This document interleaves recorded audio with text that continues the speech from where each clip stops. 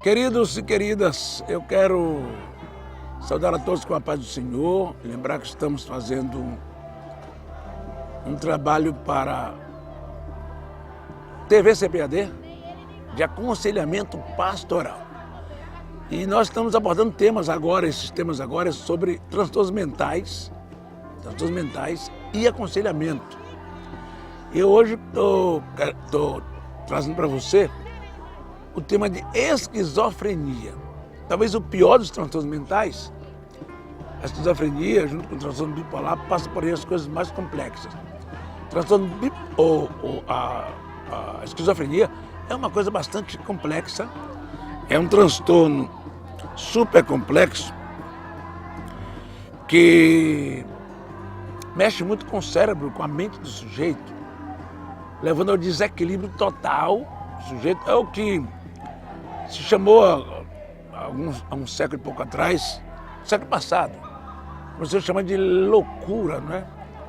É a loucura, a esquizofrenia, é o nome técnico para a loucura, a esquizofrenia, que vem tem um escritor, Bleuler, que que iniciou esse estudo no início do século XX, e vem de duas palavras, esquizo, que é de dividir, esquizo, e frenos, de mente, de cérebro. Então, mente cindida, mente partida. É mais ou menos isso o significado original da palavra.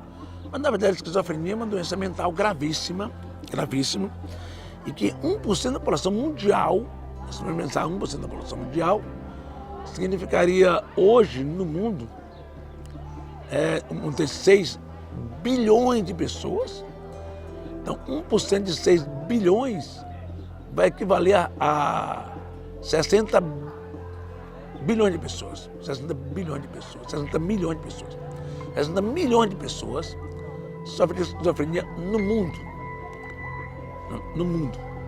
Então, é uma situação bastante grave, bastante complexa.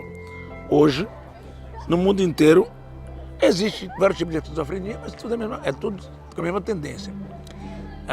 Da despersonalização, é uma coisa muito séria, que é a despersonalização. A pessoa tem dificuldade até de conhecer as pessoas, não fala coisa com coisa, ele ouve vozes, ele vê vultos, ele vê pessoa conversando com ele tem uma série de coisas bastante interessantes, e que, se você é um conselheiro, você é um pastor, e a pessoa está começando a ouvir vozes, começando a ter aquilo que nós chamamos de um sintoma sério da esquizofrenia, que é a paranoia. É quando a pessoa começa a ter medo de química, de que vai vir uma bomba do Iraque, que vai chegar um avião aqui matando todo mundo.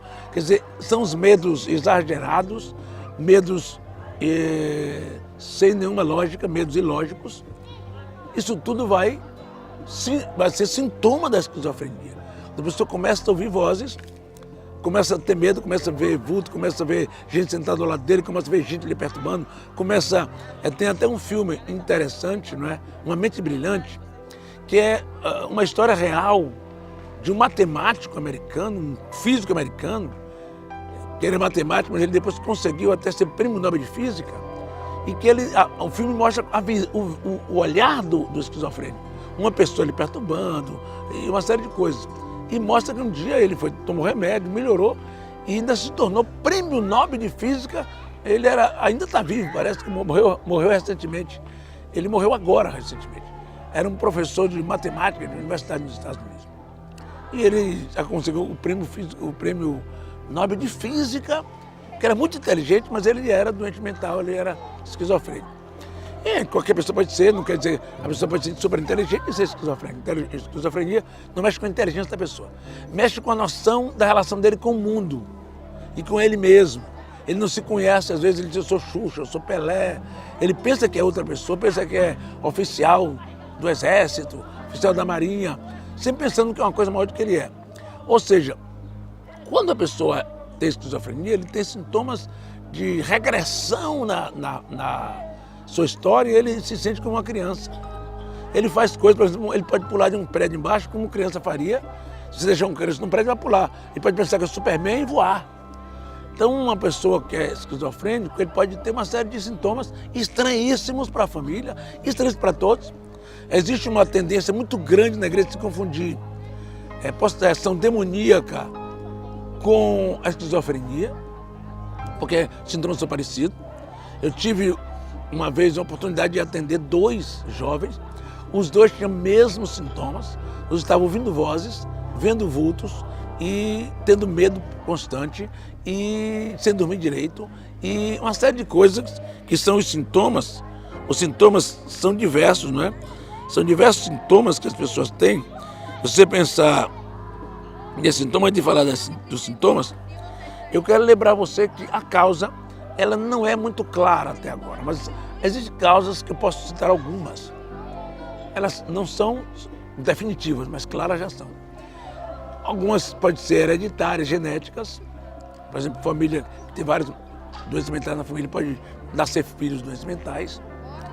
Ela acontece em função de traumas profundos que acontecem na infância, ou de um estresse pós-traumático muito sério. Pode ser que teve um estresse pós-traumático e que houve uma crise muito grande na família e a mente não suportou. Houve uma ruptura no seu ego e ele passou a ter. Então isso tudo pode acontecer com uma pessoa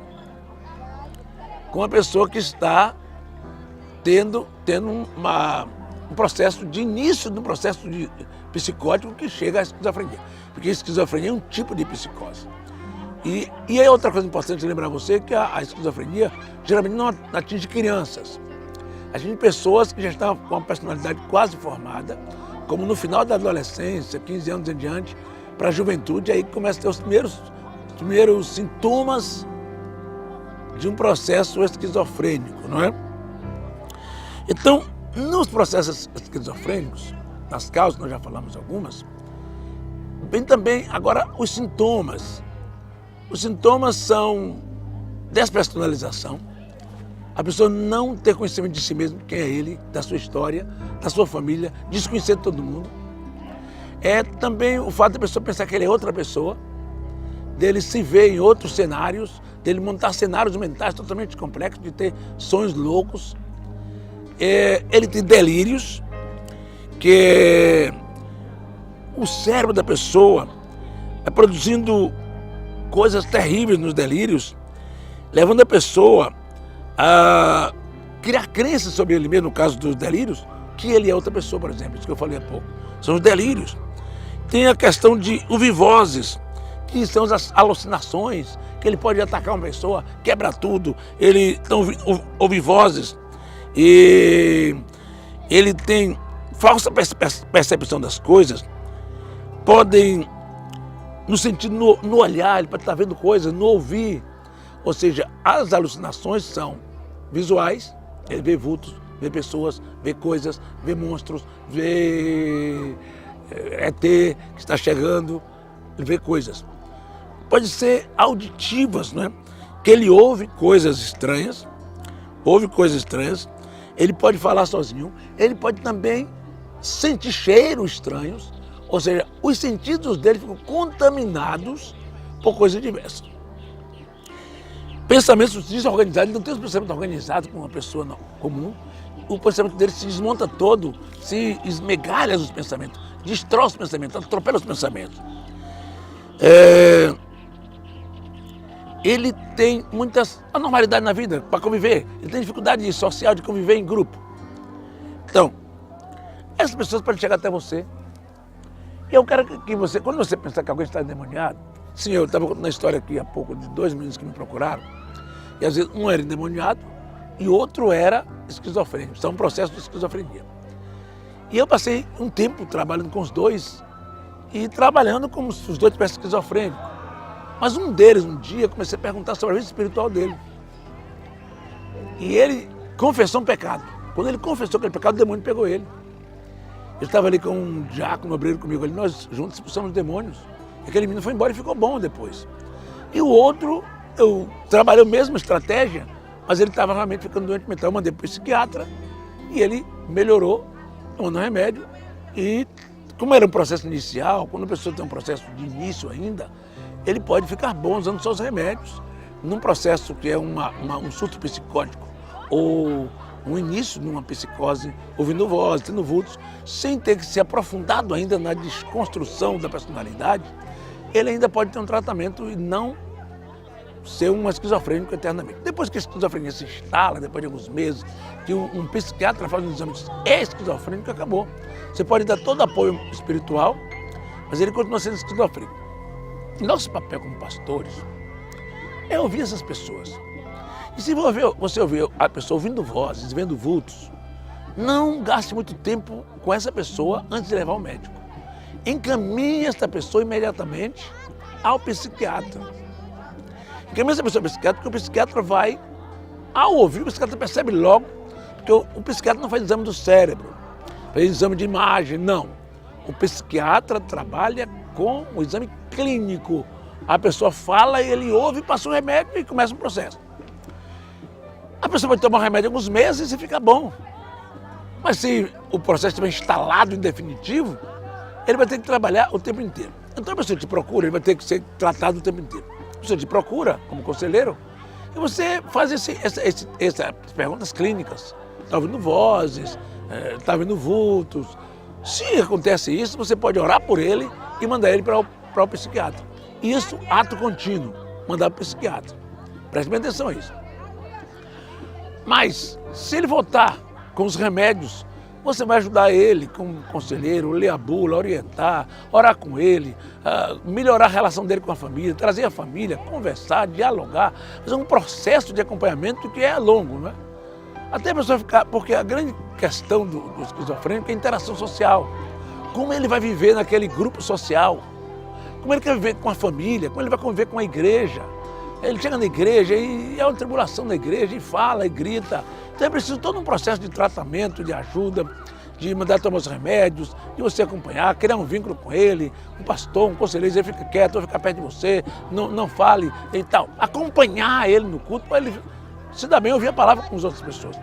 Então é um trabalho longo de acompanhamento, de oração, de leitura da Bíblia, de orientação ao esquizofrênico. Quando ele está medicado, a maioria dos esquizofrênicos, medicado certinho, eles têm um razoável equilíbrio, alguns trabalham, têm até emprego, não é? Eles têm um razoável equilíbrio e que dá para ir para o culto, assistir culto, dá para você aconselhar, orientar, orar com ele, trabalhar a mente dele, trabalhar o coração, trabalhar a amizade, trabalhar a interação social dele. Tudo isso é possível no processo de aconselhamento. Nós não podemos abandonar esse povo, porque nem os loucos errarão o caminho. Nós temos que ter uma equipe de aconselhamento, de acompanhamento na igreja para acompanhar essas pessoas. E pode ter certeza que vai dar certo. Ter certeza que Deus vai fazer milagres. Ter certeza que Deus ajuda você a cuidar dessas vidas. Essas pessoas também têm alma, também vai ser salvas, também vão para o céu. Vamos ajudar os esquizofrênicos, os que têm patologias mentais diversas. Vamos ajudar, estender a mão, abençoar. Deus esteja conosco. Deus te abençoe e te guarde. Amém?